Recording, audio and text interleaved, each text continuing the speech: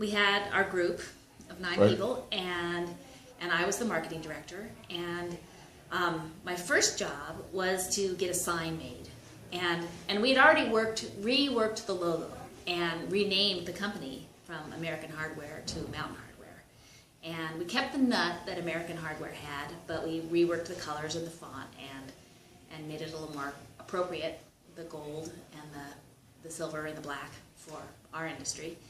And so I liked really natural looking things, so I went and found a woodcutter, and we made 2 signs. One big one for outside the building and one little one for our door inside the foyer. And then my other jobs were I had to make a booth because the trade show was coming up in 90 days. And I had to make our first brochure. And I had to get the word out that we were launching this new company. And there was nothing like email or anything like that or social media. So we created a little box, almost like a jewelry box. And I went to the hardware store and I bought 150 nuts, big, inch wide, inch round nuts, and I found somebody to cut the boxes, and we made, we printed them, and one afternoon I gathered everybody in the middle of our borrowed office space. We all folded boxes and glued nuts on a little piece of cardboard and made this mailer, and we mailed it off to our potential retailers and anybody that we wanted to know that we were starting this new business. So that's how we got the word out. And then I had to make a brochure.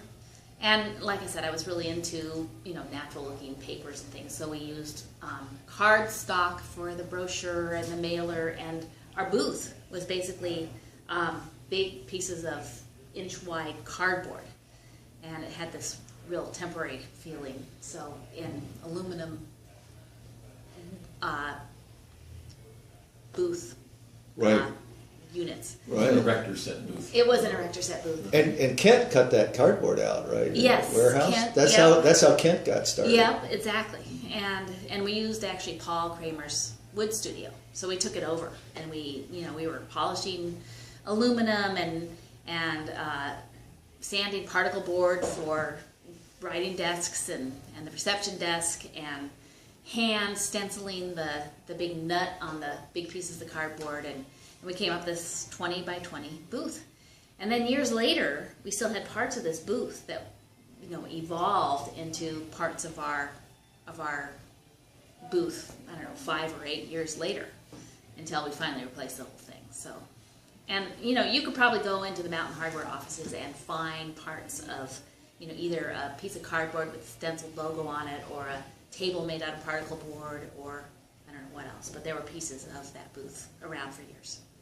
And how compressed was that timeline? Really? I mean, Paul talks about having to put this line together, to show the REI, and a massively compressed timeline. Well, Outdoor Retailer was at the end of January, right. And we walked out on October 31st. So basically, right. That was 3 months. Right. And we'd all been thinking about things, right. And so we had ideas about how right. to go forward when we landed in our new space, but really 90 days.